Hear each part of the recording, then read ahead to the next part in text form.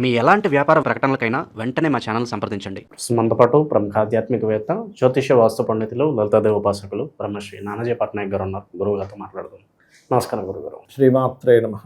So July నెల 2026 వృషభ రాశి వారికి సంబంధించి స్థితిగతులు ఏ విధంగా ఉండబోతున్నాయి, వీళ్ళు ఎలాంటి జాగ్రత్తలు తీసుకోవాలి మాసం? లగ్నంలో కుజుడున్నాడండి. లగ్నంలో కుజుడున్నప్పుడు ఏమవుతుందంటే సర్వసాధారణంగా కొంచెం కొన్ని విషయాలు అగ్రెసివ్గా మూమెంట్ ఉంటుంది. అందులో పర్టికులర్గా ఈ 7th and 12th లార్డ్షిప్ కాబట్టి పార్ట్నర్షిప్స్లో ఏదో ఇన్వెస్ట్మెంట్ చేయాలి అనే క్రమంలో ఒక్కొక్కసారి వీళ్ళు తప్పిదాలు జరుగుతూ ఉంటాయి.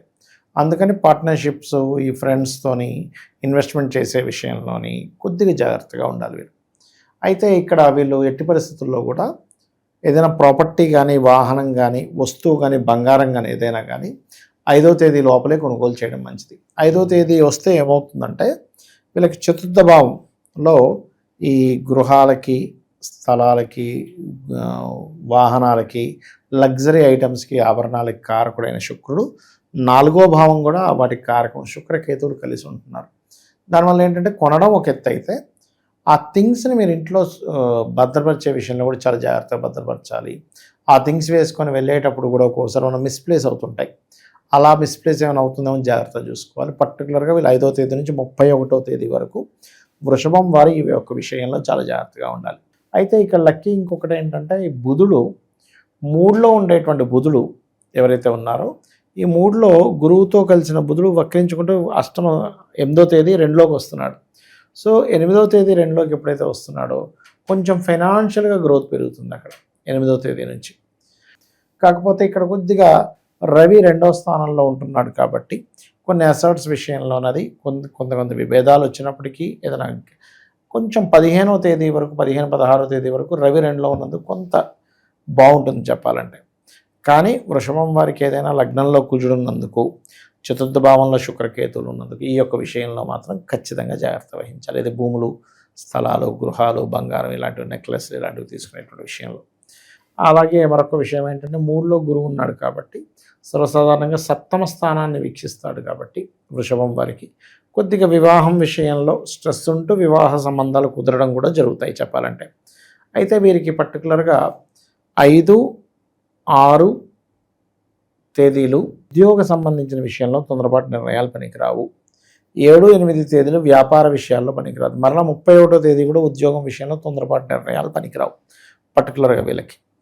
ఇక వాహనం విషయంలో జాగ్రత్త ఉండమని చెప్పాను ఆల్రెడీ నేను మీకు.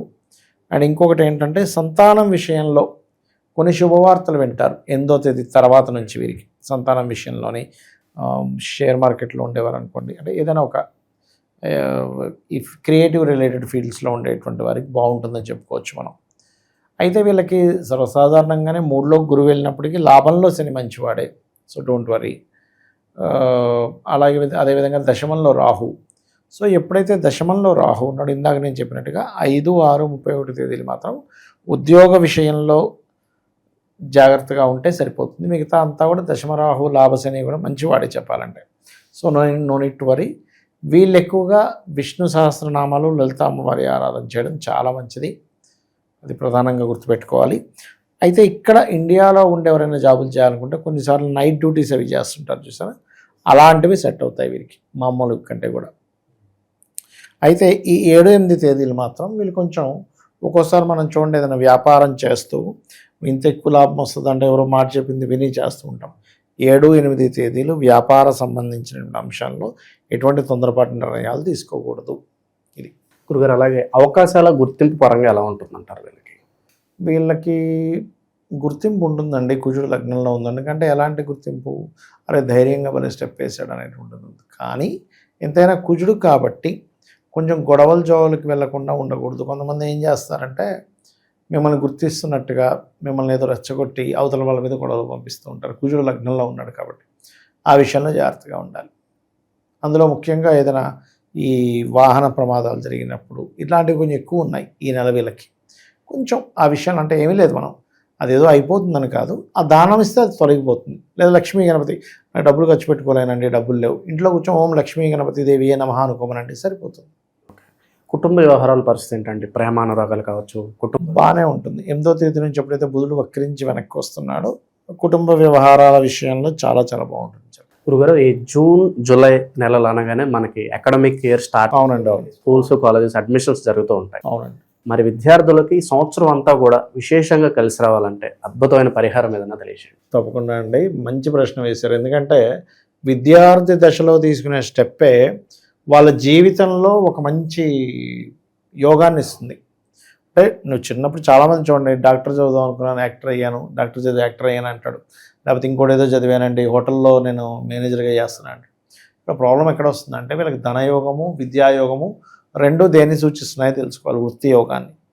అలాగా రవి సూచిస్తే మెడికల్ వైపు వెళ్ళాలి, చంద్రుడు సూచిస్తే ఫార్మా లేకపోతే హోటల్ మేనేజ్మెంట్, కుజుడిని సూచిస్తే ఈ రక్షణ దళాలు, అందులో ముఖ్యంగా సాఫ్ట్వేర్లో కూడా మనకి సెక్యూరిటీ ఉంటుంది, దాంట్లోకి వెళ్ళడం.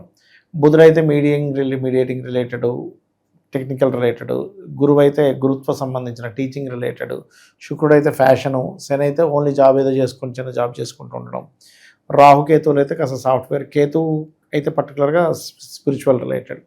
అయితే వీళ్ళకి ముఖ్యంగా ఈ రెండు అంటే రెండో భావం ధనాధిపతి, విద్యాకారకుడు, వీళ్ళు ప్రధానంగా దేన్ని సూచిస్తున్నాయి ఇది తెలుసుకోవాలి. ఈ గ్రహాలతో ఈ రాశులతో సంబంధం కలిగి ఉంటే వీళ్ళకి ఇటు పంపించాలి. అయితే ఇప్పుడు ప్రజెంట్ న్యాచురల్గా ఈ సంవత్సరానికి రాజు ఎవరు అంటే గురువు అని చెప్పుకున్నాం. ఆయన న్యాచురల్ 4th హౌస్లో సంచరిస్తున్నాడు. న్యాచురల్ 4th హౌస్లో సంచరించేటప్పుడు మీరు చూడండి, గురువు యొక్క మార్పు జూన్ 2 నుంచి మారుతుంది కాబట్టి ఇక్కడ ఏంటంటే అసలు విద్యా విషయంలో కొన్ని తీర్పులు వస్తాయి కోర్టుల నుంచి, అసలు మనం ఎక్స్పెక్ట్ చేయలేం. విద్యార్థులకు కొన్ని విషయాల్లో బాగా నచ్చి వస్తాయి, కొన్ని విషయాల్లో వ్యతిరేకత ఏర్పడుతూ ఉంటుంది. ముఖ్యంగా మనకి విద్యార్థులకి ఒక మంచి కూడా జరగనుంది. ఏమిటది అంటే, ఇప్పుడు చూడండి, ఎంతో బాగా చదువుకున్నాం కానీ నాకు ఉద్యోగం రాలేదు. కారణం ఏంటి? రిజర్వేషన్. ఏంటంటే మనకు 90% వచ్చినా రాలేదు, అక్కడ 35%కి వచ్చేసింది, గిలా అయితే దేశం ఎలా బాగుపడుతుందో అందరూ మాట్లాడుతుంటారు. కానీ అది ఎప్పుడు వస్తుందంటే ఇప్పుడు వచ్చే సమయం అది చెప్పాలంటే. ఎందుకంటే ఒక విద్యార్థి ఎంత కష్టపడి చదివి అంత టాలెంటెడ్ అయ్యి ఉండి మీకు ఉద్యోగం రావట్లేదంటే కారణం ఏంటి? రిజర్వేషన్. ఇది అందరికీ తెలుసు, కానీ ఇది ఎప్పుడో తీసేయాల్సింది. ఇప్పుడు కర్కాటకంలో గురు సంచారం అటువంటి వాటికి బీజం పడనుంది, గుర్తుపెట్టుకోవాలంటే. అయితే వీళ్ళు ఎప్పుడైనా సరే విద్యార్థులు ఒకటే గుర్తుపెట్టుకోవాలి, 4వ భావంలో ఏ గ్రహం ఉందో చూసుకోవాలి. విద్యాస్థానం 4వ భావం. 4లో ఉండే గ్రహాన్ని బట్టి వీళ్ళ విద్యాభ్యాసం కానివ్వండి, బాగా చదవడం కానివ్వండి, ఏకసంతాగ్రహం ఇవ్వాలన్నా, ఎంత చదివినా ఎక్కట్లేదన్నా సరే 4వ భావము మరియు తెలివితేటలను చూపించేటువంటి 5వ భావం. ఇది హయగ్రీవ స్తోత్రం చేయడం ద్వారా బాగా కలిసి వస్తుంది. జ్ఞానానందమయం దేవం నిర్మల స్ఫటికాకృతిం ఆధారం సర్వ విద్యానాం హయగ్రీవం ఉపాస్మహే. అయితే మీరు విద్యార్థుల విషయం తీశారు కాబట్టి ఇక్కడ ఒక చిన్న జాగ్రత్త కూడా తీసుకోవాలి. కొంతమంది చూడండి, ఆన్లైన్లో క్లాసెస్కి డబ్బులు కడుతూ ఉంటారు. ఆన్లైన్ ఫ్రాడ్స్ ఎక్కువ జరుగుతాయి విద్యా విషయంలో ఇప్పుడు ఉండేటువంటి కండిషన్లు. ఎందుకంటే కర్కాటకంలో ఉండే గురువు మెయిన్గా ఏంటంటే ఆన్లైన్ ఫ్రాడ్స్ జరగడం, విపరీతమైన వర్షాలు, జలప్రలయాలు, యుద్ధ వైఖరి పెరగడం, ఇలాంటివి ఎక్కువగా పెరుగుతూ ఉంటాయి. నకిలీ బంగారం దొరకడం, ఇట్లాంటివి ఎక్కువ జరుగుతూ ఉంటాయి. అది ఏ విషయాల్లో ఎక్కువగా వీళ్ళు జాగ్రత్తగా లేకపోతే ఎక్కువగా నష్టపోయే అవకాశాలు కనిపిస్తున్నాయి అంటారు వీళ్ళకి? ఎక్కువగా అయితే వీళ్ళకి గుర్తుపెట్టుకోండి, ఇందాక నేను చెప్పినట్టుగా 5వ తేదీ నుంచి 31వ తేదీ వరకు వాహనము, గృహము, ఆభరణాలు ఇలాంటివి కొనుగోలు చేసేటప్పుడు, వాటిని క్యారీ చేసేటప్పుడు, ఇందాక నేను డేట్స్ చెప్పినట్టుగా 5, 6, 31 సమయం ఆ టైంలో జాబ్ విషయంలో, అండ్ 7, 8 తేదీలు కొంచెం ఎక్కువ లాభాలు వస్తాయని చేసేటువంటి కొన్ని పిచ్చి ప్రయత్నాలు చేస్తూ ఉంటారు అటువంటి విషయాలు. అయితే వీళ్ళు ఎంత లలిత చేసుకుంటూ ఉంటే వీళ్ళకి ఆటోమేటిక్గా బాగుంటుందండి. అది ఎలా అంటే, లలిత అమ్మవారి ఆరాధన చేయడం అనేటువంటిది రెగ్యులర్గా కానీ చేస్తూ ఉంటే మన బుద్ధిలో నెగిటివ్ రానివ్వదు, మన మనసులో నెగిటివ్ రానివ్వదు, మన ఆలోచన విధానంలో నెగిటివ్ రానివ్వదు. పాజిటివ్ ఆలోచనతో మనం ఉంటే ఆటోమేటిక్గా పాజిటివ్ పనులు చేస్తాం. అది మంచి విశ్లేషణ అందించారు, ధన్యవాదాలు. శ్రీమాత్రే నమః.